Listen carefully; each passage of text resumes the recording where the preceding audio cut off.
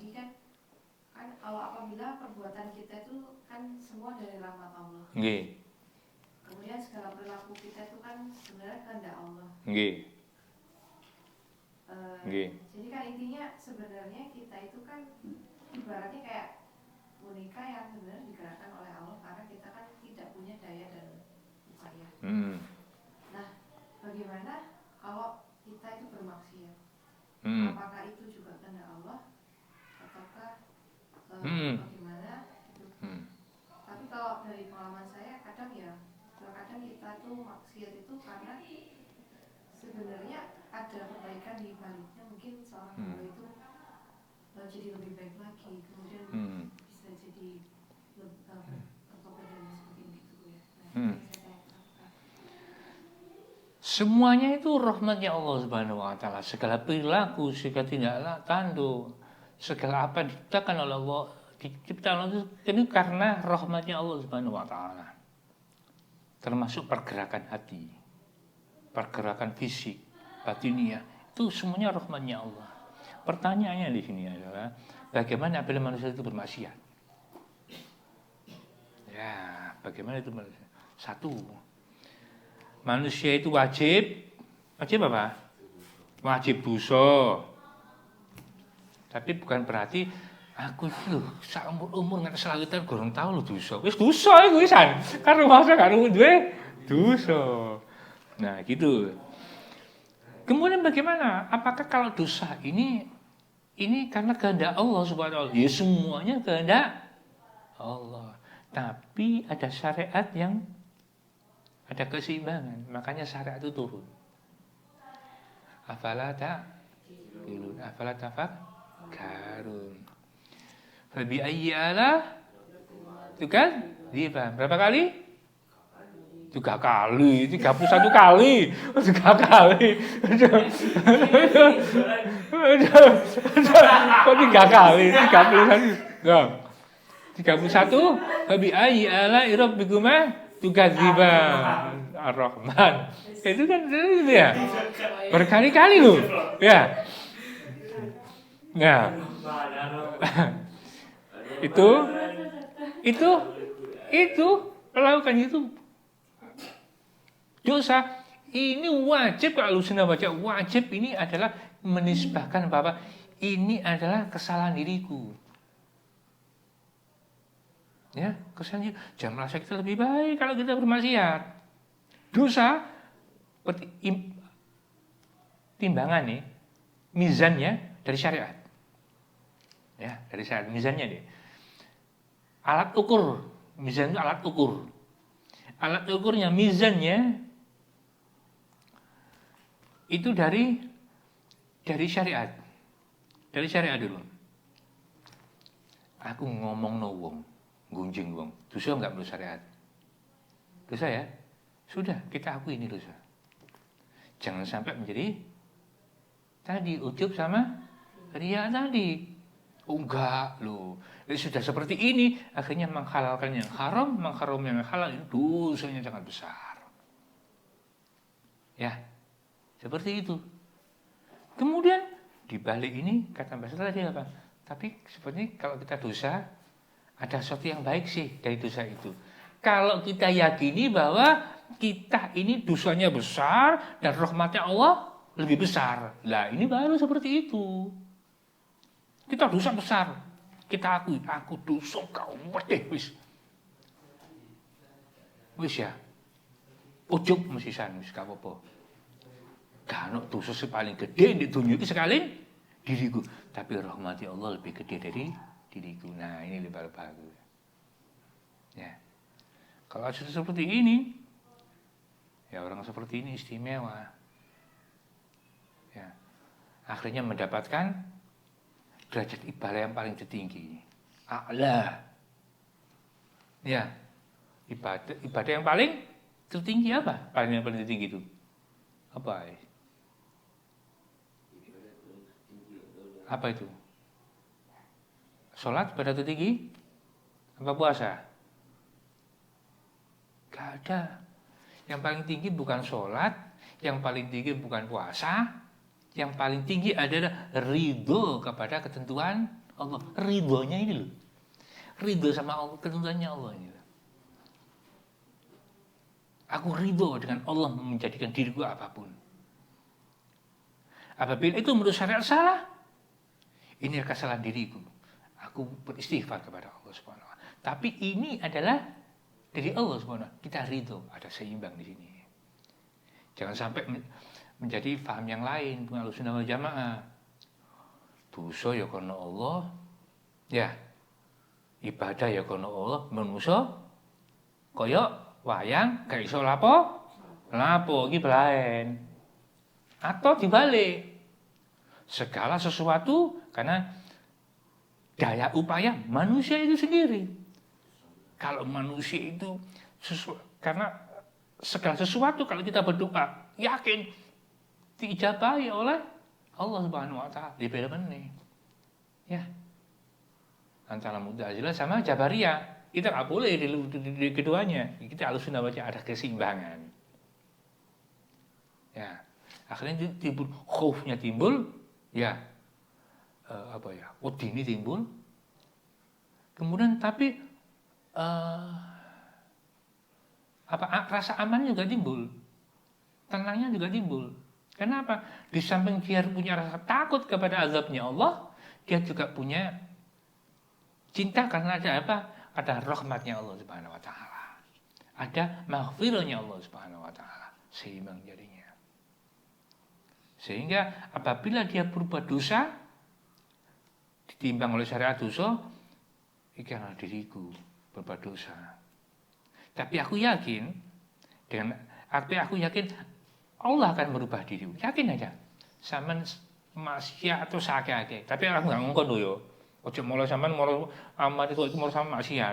Bermaksiat sak wake-ake ini, tapi sampean harus lebih banyak bahwa dan lebih dalam bahwa keyakinan bahwa Allah memaghfirah diriku dan Allah pasti mengubah diriku. Tapi sampean kudu usaha merubah. Ya, bendino mendem. Ya, mendem yo. Mendem iku minuman khamar contohnya ya. Khomer bendino. Allah yakin merubah diriku, tapi enggak menjauhi itu, ya kan? Ya repot. Gitu loh ya. Ada satu cerita gini.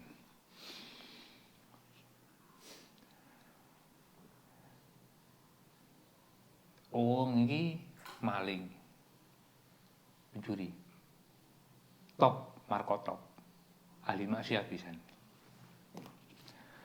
Suatu saat di pasar ada buah yang mau dibeli oleh seorang yang alim terkenal di daerah itu. Si maling itu dosa yo, tapi yakin dia itu dosanya gede. Yakin aku tadi enggak diitikan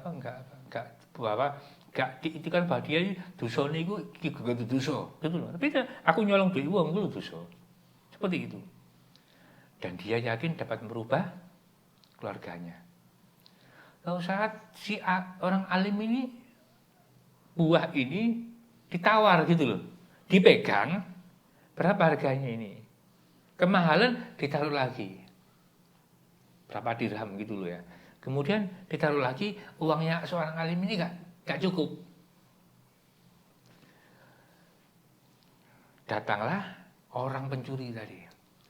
Piro ikirgane sak mene dilebihi sama orang ini, tak lebih, tak tuku sing iki lho regane sak enggak apa tak tuku nih, tak lebih digomuli, dimakan sama dia, dimakan sama keluarganya. Dia yakin dengan barokahnya orang alim itu dia bisa merubah dirinya, bisa merubah keluarganya. Kok subhanallah akhirnya anak-anaknya jadi orang alim semuanya, padahal bapaknya kayak ngono ya, bapaknya gitu. Makanya kita nggak boleh melihat orang itu moro gus ngono. Enak banget bekasih maling, terus tobat, ya. Timbangnya bekasih kiai, tapi rusak, moro saiki repot, ya. Maaf ya, naudzubillah min dzalik. Dia seorang kiai, dia seorang ustaz, kemudian menggauli seorang wanita, ya. Muridnya berkali-kali wakeh bisa aduh saken ngono niku. Ya, lebih baik jadi bekasnya orang ahli maksiat, kemudian dia bertobat kepada Allah Subhanahu wa taala, akhirnya diangkat oleh Allah Subhanahu wa taala. Jadi dosa bagaimana dengan seperti gini, kalau kita gini peimbangannya. Apabila kita melakukan sesuatu, ya, ibadah kita, ubudiyah kita, ini ibaratkanlah diri kita seperti tidak melakukan apa-apa. Wujud pun kita tidak bisa. Jadi melebihi dari wayang, melebihi dari boneka. Ya. Boneka masih wujud, kita seperti wujud. Ini kalau kita pada waktu bertorikoh hatinya. Ya, digabungkan dengan syariat kita, ya, digabungkan dengan syariat kita bahwa segala sesuatu jasmaniyah ini ada perhitungannya. Jadi seimbang kali ini. Bagaimana orang-orang yang tidak bersyariat? Umpamanya loh, kalau kita kesunutan aja, mungkin lupa. Oh jari wali, aku nggak pakai celana, aku nggak pakai baju, cuma celana anto. Oh mungkin dia lupa. Orang lupa nak, kalau seorang wali lupa nak apa-apa. Yang repot itu melok mutu, tapi lu mau jadi wali itu repot. Ya, kepincul wali. Aku tak mudur jangan kayak gitu. Nah, ya. Kemudian ada orang lupa jasadiahnya, lupa. Ya.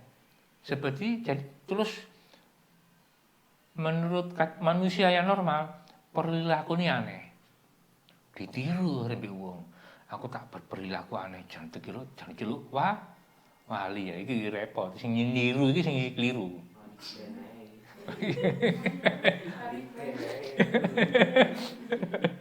Ya. Kalau lupa tidak apa-apa. Seperti Sunan Gunung Jati.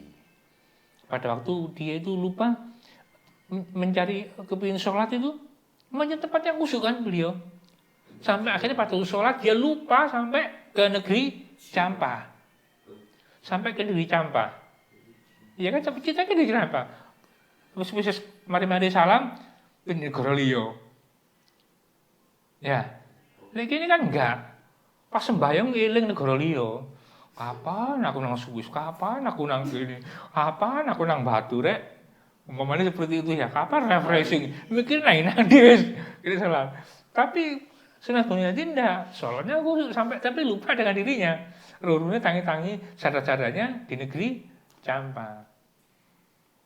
Banyak kisah-kisah seperti itu.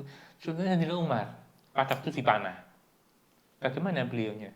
Cici. Engkau jabutan panah iyo. Ketika aku sholat, tak sholat jadi jabutan. Ya gak kerasa.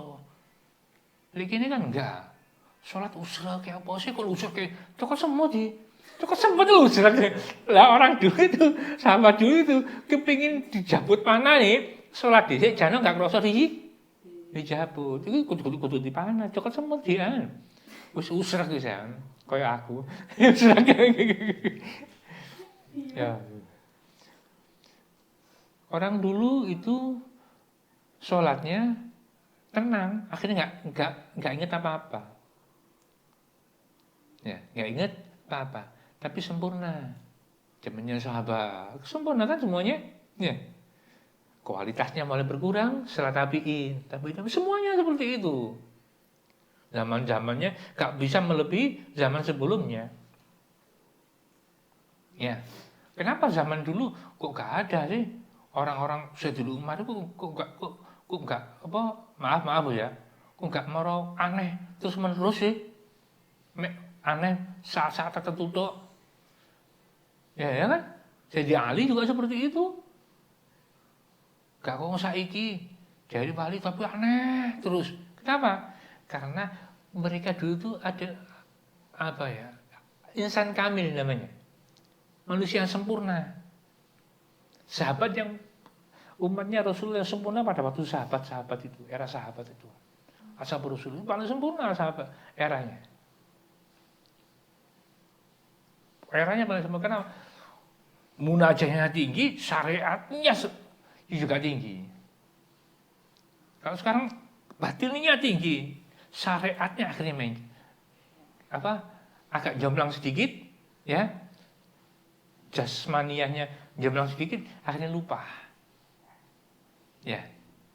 Begitu juga jasmaniahnya diupah-kayak batiniahnya kurang, jadi sholatnya ampang. Sembahyangnya sergap 5 waktu, jamaah pahala itu. Tapi pada jamaah mesti paling memakai dusunnya arek iki, hitung-hitungan. Kenapa? Mulai sembahyang Allahu Akbar dulu ngarepi. Wih, kecubung rek. Anu apa jenenge? Sarung ki rek. Delok ngene. Loh, gajah duduk sebelah. Iku wis didelok sarunge sana. Kecubung, gajah duduk sembarang cap mangga. Iku kan sing sebelah kon kok gak cabe ya. Kok gak taplak iki di anu. Apa dijahit. Iku wis mikir ngono ne. Kok malah wis mari ngono ndelok ngarepe. Apik nek klambine wong iki rek. Minimal itu ya. Wis mikir seperti itu. Ya gitu. Jadi dosa manusia itu wajib dosa.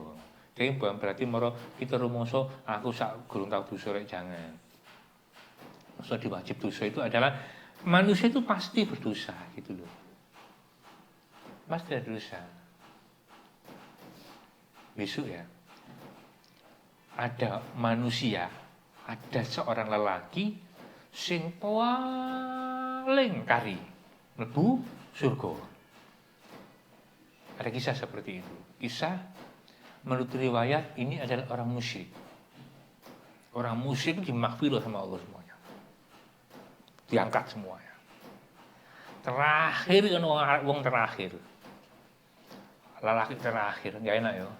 Jadi begini, neraka ku wanita paling akeh, di kisahku sing paling akhir wong lanang. Ate malah yo ane nang wedok sene ngumbar aurat ya. Tapi sing lanang motoe jalatan padha ae sini. Ya, klop. Orang lelaki ini orang lelaki ini paling akhir. Di akhir itu ngomong ini. Ya Allah, kula niki wis ambune neraka iki, panase neraka wis gak kuat. Jenengan cedhakaken po. Jenengan enggak maaf. Bau. Kok kepindu angsal hamba muni surga. Oh iya enggak apa-apa. Terus kan enggak njaluk meneh aja gitu. Kamu tidak minta lagi? Enggak ya. Janji ya Allah. Swear ya Allah. Bahasa gitu. Swear. Aku enggak jauh meneh. Temenan aku enggak jauh meneh. Wis. Iki ambune tok. Enak ambune. Ya Allah, mbok cedhekno meneh ya Allah. Jane memang enggak njaluk. Tapi model ngomongan bahasa kita loh ya. Jadi enggak njaluk. Kepingin cedhek ya Rasulullah, cedhekno ya. Oh ya Allah, cedhekaken ya Allah. Dicedhekno. Krasa waduh. Kok ngene. Ya Allah, kalau kepingin ningali sih ya, jane enggak njaluk. Jadi ngene. Kepingin ningali ya, jadi. Iya delok.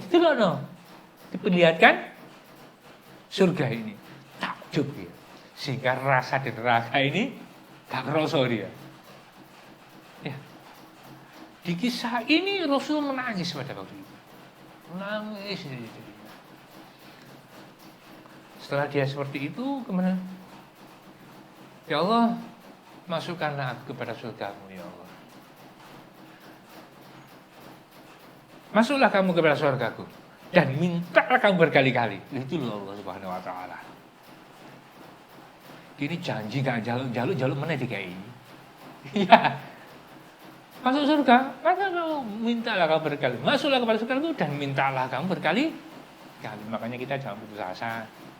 Kemudian kita sampai elek nang ini, wong rumangsa wong susu paling elek sak kampung kene wis.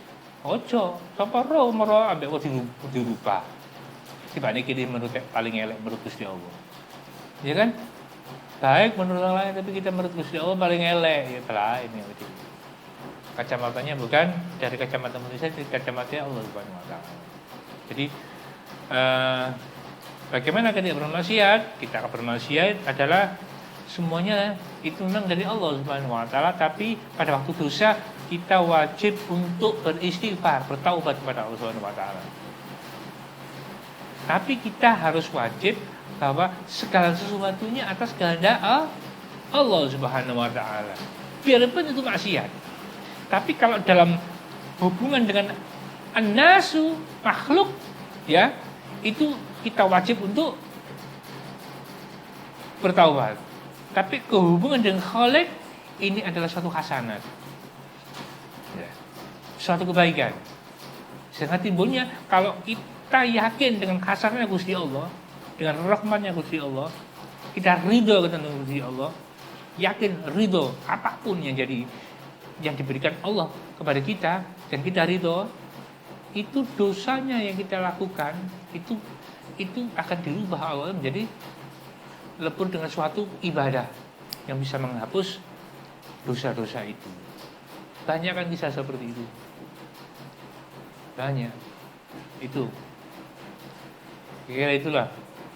Ada lagi Mbak Besta? Sambut.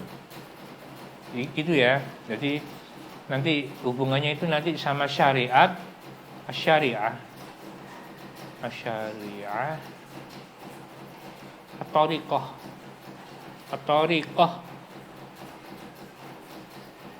sama hakikat. Itu hubungannya nanti sama itu. Boleh nggak kita bertorikot? Ya boleh. Nggak bertorikot apa? Nggak apa-apa. Torikot itu seperti uang ini budal haji, muka dia bisa budal haji bareng. Berhaji sama kita dituntun sama orang pernah ke sana. Tahu Mekah? Tahu. Madinah tahu. Berdasarkan informasi, kok Google? Gak apa-apa. Tapi kalau ada orang yang mengiringi, ya, yang pernah ke sana, ini namanya Mekah, ini Ka'bahnya, dimulai tawafnya dari sini, caranya bacanya ini, ayo caranya ikuti saya. Kan enak kalau tadi kayak gitu ya. Dia menurut apa? Menurut orang yang sing dudui biyen. Dia wong sing dudui itu kok sing dudui, ini namanya toriko. Toriko namanya. Aku dari guruku dari gurunya dari gurunya lagi. Nah, itu toriko. Namanya kalau toriko ya, seperti itu. Kalau nggak gitu boleh nggak boleh, nggak apa-apa. Kalau kamu toriko nggak apa-apa. Itu ya.